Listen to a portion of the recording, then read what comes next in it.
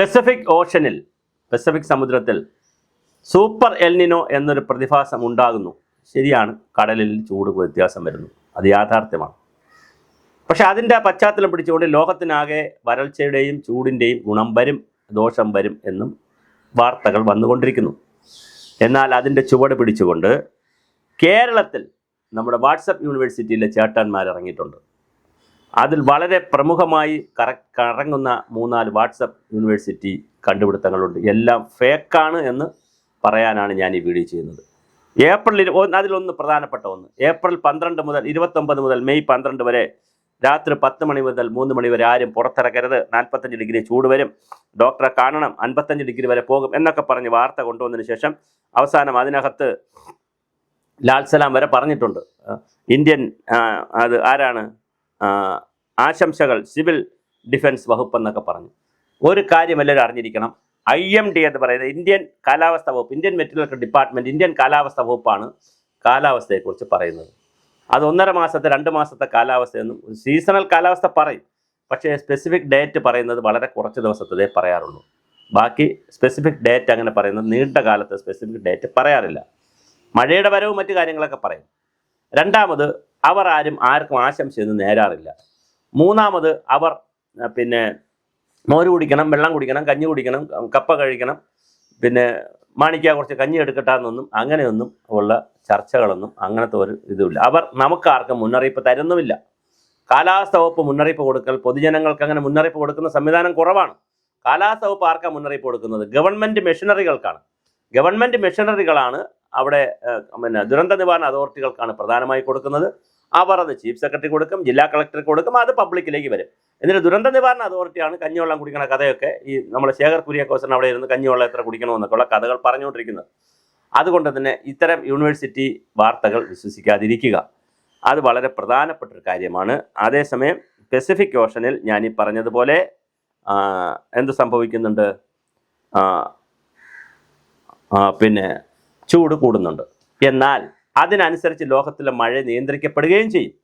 ഇന്ത്യയിൽ ദ്വിധ്രുവ ഡൈപോൾ, പോളെന്ന് പറഞ്ഞാൽ ധ്രുവം, പടിഞ്ഞാറ് ധ്രുവം, കിഴക്കൻ ധ്രുവം, ധ്രുവപ്രദേശം എന്നുള്ള അർത്ഥത്തിൽ ദ്വിധ്രുവം, അതായത് ഡൈപോൾ എന്ന് പറയുന്ന ഒരു ഡൈപോൾ ക്ലൈമാറ്റ് ഫിനോമിന എന്ന് പറയുന്ന, അതായത് ദ്വിധ്രുവ കാലാവസ്ഥ പ്രതിഭാസം എന്ന് പറയുന്നൊരു സംഭവം ഇന്ത്യൻ മഹാസമുദ്രത്തിൽ ഉണ്ടാകുന്നുവെന്ന് നമ്മുടെ Bangalore Indian science institute Bangalore കണ്ടുപിടിച്ചിട്ടുണ്ട്.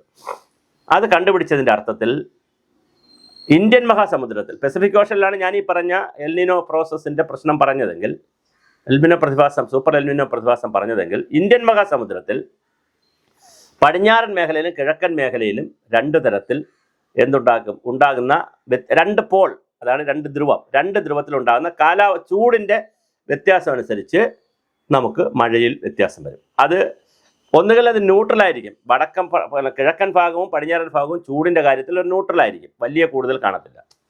ചിലപ്പോൾ പടിഞ്ഞാറ് ഭാഗത്ത് വളരെ കൂടുതലായിരിക്കും, വളരെ പോസിറ്റീവായിരിക്കും, ചിലപ്പോൾ കിഴക്ക് ഭാഗത്ത് കുറവും, തിരിച്ചും കിഴക്ക് ഭാഗത്ത് കൂടുതലും പടിഞ്ഞാറ് ഭാഗത്ത് കുറയുകയും ചെയ്യാം. അങ്ങനെ ഹൈ വരാം, ന്യൂട്രൽ വരാം, നെഗറ്റീവ് വരാം, പോസിറ്റീവ്, ഇങ്ങനെ പല രൂപത്തിലുള്ള പോസിറ്റീവ്, നെഗറ്റീവ്, ഹൈ ന്യൂട്രൽ എന്ന് പറയുന്ന 3 കണ്ടീഷൻ, ചൂട് കൂടുതലായി പടിഞ്ഞാറൻ ഭാഗങ്ങളിൽ ചൂട് കൂടുതലായിരിക്കുന്ന കണ്ടീഷൻ, ചൂട് കുറവായിരിക്കുന്ന കണ്ടീഷൻ, ചൂട് മിനിമം ആയിരിക്കുന്ന, അതായത് ബാലൻസ് ചെയ്ത് നിൽക്കുന്ന കണ്ടീഷൻ വരാം. ഈ ഡൈപോൾ സിസ്റ്റം കൂടി കൊണ്ടാണ് നമ്മുടെ മഴയുടെ രീതി തീരുമാനിക്കുന്നത്. എത്ര മഴ കിട്ടും, അല്ലെങ്കിൽ മഴയുടെ ഒരു അളവ് മീൻസ് മഴയുടെ സ്വാധീനം, ചൂടിൻ്റെ മഴയുടെയൊക്കെ സ്വാധീനം നിർണ്ണയിക്കുന്നത് ഡൈപോൾ വ്യവസ്ഥ എന്ന് പറയുന്ന ഈ ഡൈപോൾ 2 സ്ഥലത്തെയും പടിഞ്ഞാറൻ കിഴക്കൻ പ്രദേശങ്ങളിലെ, ഞാൻ വളരെ ലളിതമായി പറയാൻ ശ്രമിക്കുന്നു, പ്രദേശങ്ങളിലെ ചൂടിൻ്റെ വ്യത്യാസം അനുസരിച്ചാണ് ഇന്തോനേഷ്യയിലും ആസ്ട്രേലിയയിലും ഇന്ത്യയിലുമൊക്കെ കാലാവസ്ഥ, ഈ മഴയും മറ്റു കാര്യങ്ങളൊക്കെ വരുന്നത്.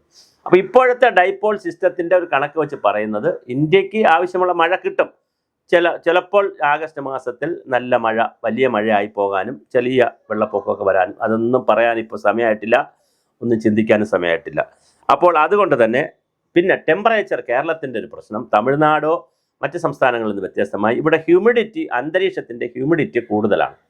അന്തരീക്ഷ ആർദ്രത അല്ലെങ്കിൽ ഹ്യൂമിഡിറ്റി കൂടുതലായതുകൊണ്ട് നമുക്കൊരു 36 ഡിഗ്രി ക്രോസ് ചെയ്താൽ തന്നെ നമുക്ക് കുറച്ചൊരു 2 ഡിഗ്രിയുടെ കൂടെ നമുക്ക് ചൂട് അനുഭവപ്പെടും. അപ്പോൾ കുറച്ചുകൂടെ കൂടുതൽ ഡിഗ്രിയുടെ ചൂട് നമുക്ക് അനുഭവപ്പെടും. ഹ്യൂമിഡിറ്റി ഒരു 82% ആവുകയും ഞാൻ ഈ പറഞ്ഞ 36% കൂടുതൽ ചൂടൊക്കെ ആയി കഴിഞ്ഞാൽ നമുക്കൊരു 2 ഡിഗ്രി 38 39 ഡിഗ്രിയുടെയൊക്കെ ഒരു ഫീൽ ഉണ്ടാവും നമുക്ക് നല്ല കാരണം ഇവിടെ നിന്ന് പോകുന്ന ചൂട് നമ്മൾ ചെറിയൊരു ശാസ്ത്രം പറഞ്ഞിരുന്നാൽ സൂര്യനിൽ നിന്ന് വരുന്ന ചൂട് കടലിനെയും കരയെയും ചൂടാക്കിയതിനു ശേഷം തിരിച്ചു പോകുമ്പോൾ ആണ് റീറേഡിയേറ്റ് ചെയ്ത് അല്ലെങ്കിൽ വികിരണത്തിലൂടെ സൗര വികിരണത്തിലൂടെ തിരിച്ചു പോകുമ്പോഴാണ് അന്തരീക്ഷം ചൂടാവുന്നത് പ്രധാനമായി. അല്ലാതെ ഇങ്ങോട്ട് വരുമ്പോഴും ചൂടാക്കുന്ന ലെയറുകളുണ്ട്. പക്ഷേ താഴേക്ക് വന്നു കഴിഞ്ഞാൽ ട്രോപ്പോസ്ഫിയർ ആണ് നമ്മൾ നിൽക്കുന്ന ലെയർ, നമ്മൾ ജീവിക്കുന്ന ലെയർ. ട്രോപ്പോസ്ഫിയർ 10 കിലോമീറ്റർ മുകളിലോട്ട് കഴിഞ്ഞ് 8 മുതൽ 10 കിലോമീറ്റർ വരെ ട്രോപ്പോസ്ഫിയർ, പിന്നെ സ്ട്രാറ്റോസ്ഫിയർ, മിസോസ്ഫിയർ, തെർമോസ്ഫിയർ, അയണോസ്ഫിയർ, ഇങ്ങനെയാണ് മുകളിലോട്ടുള്ള അന്തരീക്ഷ മണ്ഡലം. അതിൻ്റെ ശാസ്ത്രം ക്ലൈമറ്റോളജി പഠിപ്പിക്കാനല്ല നമ്മളിപ്പോൾ ശ്രമിക്കുന്നത്. അപ്പോൾ ഇതിൽ ട്രോപ്പോസ്ഫിയറിലാണ് നമ്മൾ താമസിക്കുന്നത്. ഈ ട്രോപ്പോസ്ഫിയർ എന്ന് പറയുന്നത് നമ്മൾ താമസിക്കുന്ന അന്തരീക്ഷത്തിൻ്റെ 0 മുതൽ 8 കിലോമീറ്റർ 8-10 കിലോമീറ്റർ വരെയുള്ള ദൂരത്തേക്ക് മുകളിലോട്ടുള്ള സ്ഥലത്താണ് ഈ അന്തരീക്ഷത്തിലേക്ക് വരുന്ന ചൂട്, ഭൂമിയിൽ നിന്ന് വരുന്ന ചൂട് സൂര്യനിൽ നിന്ന് വരുന്ന ചൂടും പ്രകാശവും ഭൂമിയിലും കടലിലും അടിച്ചതിന് ശേഷം കരയും കടലും 2 തരത്തിലാണ് ചൂടാവുന്നതും ചൂട് റിലീസ് ചെയ്യുന്നതും. ഒന്ന് പതുക്കെയും ഒന്ന് വേഗത്തിലുമാണ്. ഇത് അതായിക്കോട്ടെ, അത് മറ്റൊരു സയൻസാണ്. ഇത് ചൂടായതിനു ശേഷം പതുക്കെ റിലീസ് ചെയ്യും, ഈ ചൂടിനെ മുകളിലോട്ട് റിലീസ് ചെയ്യും. അങ്ങനെ റിലീസ് ചെയ്യുമ്പോഴാണ് ഇവിടെ എല്ലാം ചൂട് പിടിക്കുന്നത്. അതുകൊണ്ടാണ് അങ്ങനെ റിലീസ് ചെയ്ത് മുകളിലോട്ട് വരുമ്പോൾ അതിന് സമയം എടുക്കുന്നത് കൊണ്ടാണ് മാർച്ച് ഏപ്രിൽ മാസങ്ങളിൽ നമ്മളിവിടെ ചൂട് കുറയുമ്പോൾ ഇവിടെ ഹിൽ സ്റ്റേഷനുകളായ ഊട്ടിയിലും കൊടൈക്കനാലിലും ഒക്കെ തണുപ്പ് അനുഭവപ്പെടുകയും അവിടേക്ക് സായിപ്പന്മാർ അത് ഡെവലപ്പ് ചെയ്യുകയും നമ്മളൊക്കെ പോവുകയും ചെയ്യുന്നത്, ഹിൽ സ്റ്റേഷനിൽ പോകുന്നത്, പൊന്മുടിയിലൊക്കെ. കാരണം ഈ താഴേന്ന് ചൂട് മുകളിലോട്ട് വന്നാണ് ഇതിനെല്ലാം ചൂടാക്കുന്നത്. അപ്പോൾ അതാണ് എൻ്റെ ഒരു തിയറി. അപ്പോൾ അങ്ങനെ പോകുന്ന ചൂടിന് ഇവിടെ ക്രോസ് ചെയ്ത് പോകാൻ പറ്റാതെ അന്തരീക്ഷത്തിൽ നിൽക്കാൻ ആവശ്യമായ സാഹചര്യം ഉണ്ട് ഇവിടെ, പല കാരണങ്ങളാലുണ്ട്. അതുകൊണ്ട് തന്നെ അന്തരീക്ഷത്തിൻ്റെ നീരാവിയുടെ അംശവും ഹ്യൂമിഡിറ്റിയുടെ തോതും അന്തരീക്ഷത്തിൽ ഉണ്ട് ഇവിടെ, മഴ പെയ്തില്ലെങ്കിലും. അതുള്ളത് കൊണ്ട് നല്ല ചൂട് നമുക്ക് അനുഭവപ്പെടും. അത് എന്ന് വിചാരിച്ച് ഈ പറയുന്ന ഫേക്ക് ന്യൂസുകൾ ആളുകൾ ശ്രദ്ധിക്കാനോ ഒന്നും പോകേണ്ട കാര്യമല്ല. ഇന്ത്യൻ കാലാവസ്ഥാ വകുപ്പ് പ്രധാനപ്പെട്ട മാധ്യമങ്ങൾ വഴിയും അവർക്ക് അങ്ങനെ വകുപ്പില്ല. അവർ കൊടുക്കുന്നത് പ്രസ് റിലീസിനേക്കാളൊക്കെ അത് അപൂർവ സന്ദർഭങ്ങളെ കൊടുക്കുള്ളൂ. ബാക്കിയെല്ലാം ഗവൺമെൻറ് ഏജൻസികൾക്കാണ് കൊടുക്കുന്നത്. പക്ഷേ ഗവൺമെൻറ് ഏജൻസികൾ, ദുരന്ത നിവാരണ അതോറിറ്റികൾ ഈ വാർത്തകൾ പുറത്തുവിടും. ആ വാർത്തകൾ മാത്രമേ വിശ്വസിക്കാവൂ.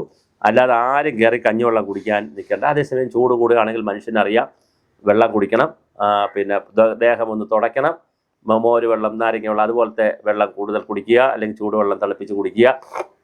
മറ്റ് കോള പാനീയങ്ങളും അഴുക്ക് ഐസ്ക്രീമൊന്നും റോഡിൽ വിൽക്കുന്നതൊന്നും വാങ്ങിച്ച് കഴിക്കാതിരിക്കുക. അതൊക്കെ എവിടെ നിന്ന് കൊണ്ടുവരുമെന്ന് അറിയാൻ പറ്റത്തില്ല വെള്ളമില്ലാത്ത സമയത്ത്. അങ്ങനെ ഒന്ന് ചെയ്യുക. അതുകൊണ്ട് തന്നെ ഈ എൽനിനോ വരുന്നു എന്ന് പറയുന്നതെന്നൊക്കെ പറഞ്ഞ് ബഹളം ഉണ്ടാക്കേണ്ട ഒരു കാര്യവുമില്ല. ഈ വാട്സപ്പ് യൂണിവേഴ്സിറ്റി ഓടുന്നതൊന്നും ഒരു കാര്യമല്ല. പസഫിക് ഓഷനിലുണ്ടാകുന്ന എൽനിനോയെ ബാലൻസ് ചെയ്യാൻ വേണ്ടി, അല്ലെങ്കിൽ ഇന്ത്യയെ പോലുള്ള സ്ഥലത്തെ അതിന് വല്ലാതെ ആഘാതമേൽപ്പിക്കാൻ പറ്റുന്ന ഡൈപോൾ സിസ്റ്റം, അതായത് ദ്വിധ്രുവ കാലാവസ്ഥാ വ്യവസ്ഥ ഇന്ത്യൻ മഹാസമുദ്രത്തിലുണ്ട് എന്നുള്ളത് കൂടി അറിഞ്ഞിരിക്കുക. അതുകൊണ്ട് തന്നെ ഇത് വളരെ കൃത്യമായി നമ്മൾ ഒന്ന് ശ്രദ്ധിക്കണം എന്നുള്ളത് മാത്രമേ ഉള്ളൂ. അല്ലാതെ വാട്സപ്പ് യൂണിവേഴ്സിറ്റി കിടക്കുന്ന ഒരു വാർത്തയും വിശ്വസിക്കരുത് എന്ന് വിചാരിച്ച് എടുത്തു ചാടി ചൂടിനോട് മല്ലിടാനും പോകണ്ട.